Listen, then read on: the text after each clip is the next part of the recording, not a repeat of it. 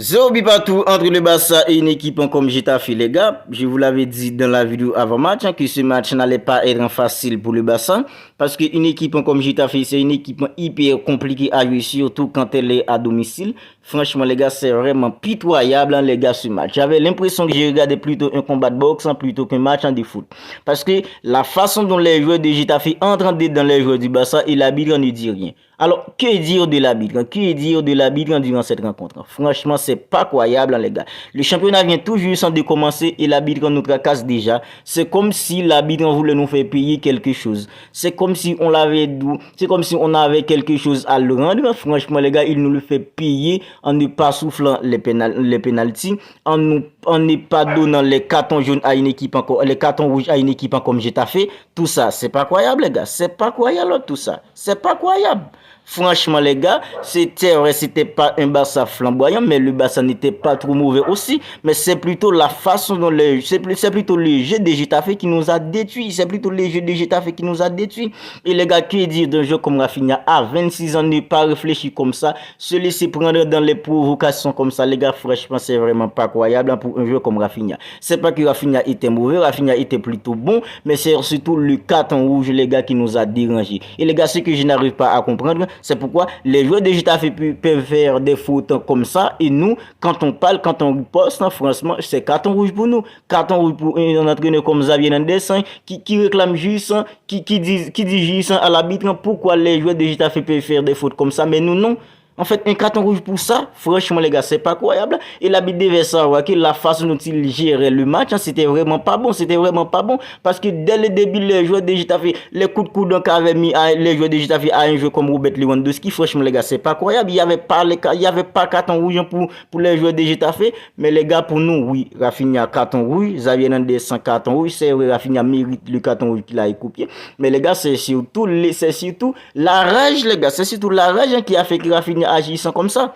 Mais franchement, je n'arrive pas à le comprendre, les gars. Je n'arrive pas à le comprendre. Un championnat vient toujours sans de commencer et l'arbitre nous fracasse comme ça, les gars. Franchement, c'est pas croyable. En fait, Frenkie de Jong était plutôt bon. Frenkie de Jong était bon au milieu. Il a réalisé pas mal de bonnes actions. En fait, Oriol Romeo, tout ça. Ilkay Gundogan, tout ça. Mais les gars, franchement, Xavi, c'est vrai, il y a beaucoup de choses qu'on peut reprocher avec un entraîneur comme Xavi Hernandez au cours de cette rencontre. Mais les gars, ce que je n'arrive pas à comprendre, c'est surtout pourquoi Xavi Hernandez avait choisi de retirer un joueur comme Gavi et Ilkay Gundogan. En fait, quand on parle de créativité au milieu, quand on parle de Gavi, quand on parle d'un joueur comme Ilkay Gundogan, c'est plutôt des joueurs créateurs au milieu à 0 but partout. C'est pourquoi retirer un joueur comme Gavi, un joueur comme Pedri, pardon, un joueur comme Ilkay Gundogan. Franchement, c'est pas croyable. La rentrée d'un joueur comme Abdi, c'est vraiment pitoyable, les gars. C'est vrai, Abdi a plutôt réalisé une précision plutôt correcte avec le Barça, mais les gars, c'est vraiment pas croyable. La rentrée d'un joueur comme Abdi, c'est vraiment pas croyable. C'est vrai, les gars, le Barça a connu un match nul, 0 but partout. Premier match, 0 but partout. Seulement 1 point pour une équipe comme le Barça. Le Real Madrid a déjà 2 points d'avance sur nous. C'est vrai, la saison dernière, le Barça avait connu un match nul dès sa première journée face à une équipe comme Rayo Vallecano. Le Barça avait plutôt remporté la Liga. On ne sait pas si ça allait se passer de la même façon. Mais les gars, c'était vraiment pas croyable pour le Barça. Match nul face à une équipe comme Getafe. Mais surtout, les gars, c'est la façon dont l'arbitre s'est géré. Parce qu'il y avait des pénaltys pour le Barça. Il aurait dû au moins avoir un pénalty pour le Barça. Au moins un pénalty aurait dû siffler pour une équipe comme le Barça. Mais c'est pas le cas. C'était pas le cas avec l'arbitre. C'était pas le cas. Mais les gars, moi personnellement, j'ai pensé que c'était seulement un arbitre comme Mateu Laos qui pourrait faire quelque chose comme ça. Mais Mateu Laos a quitté la saison dernière. En fait, on a déjà un autre Mateu Laos en Liga. Ça, c'est pas croyable. C'est pas croyable. Mateu Laos vient tout juste en départir et on a déjà aujourd'hui un autre Mateu Laos. Je pense que c'est seulement un arbitre comme Mateu Laos qui pourrait détester une équipe comme le Barça comme ça. Mais franchement, les gars, à partir d'hier, je me suis rendu compte, c'est non. Il y a encore d'autres arbitres qui détestent encore plus le Barça qu'un arbitre comme Mateu Laos. Parce que donner un carton à Xavier Hernandez qui repose seulement qui dit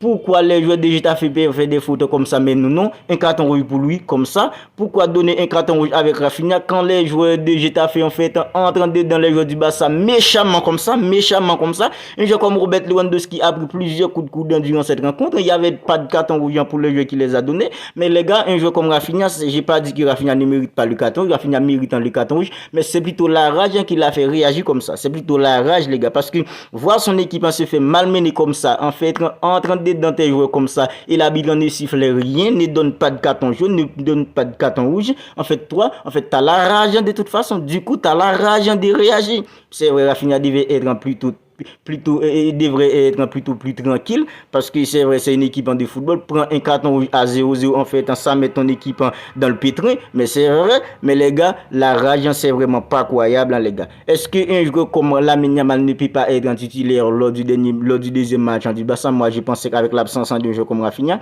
un joueur comme Lamine Yamal va être plutôt titulaire au dépend d'un joueur comme Rafinha. C'est Rafinha ne serait pas là, en fait un joueur comme Lamine Yamal devrait plutôt être un titulaire à partir du samedi prochain, lors du deuxième match du Barça en Liga. Franchement, les gars, il n'y avait pas grand chose à dire. Il n'y avait pas grand chose à dire. Sinon que l'arbitre nous a maltraité, l'arbitre nous a malmené, pardon. L'arbitre nous a fait voir toutes les couleurs du monde lors de cette rencontre. Et une équipe comme Getafe, les gars, la façon dont ils entrent dans nos joueurs, c'est vraiment pas croyable. Et pas de carton rouge pour eux. Pas de carton rouge pour eux. Un seul carton rouge pour un joueur de Getafe. Mais c'est en toute fin de rencontre. C'est en toute fin de rencontre.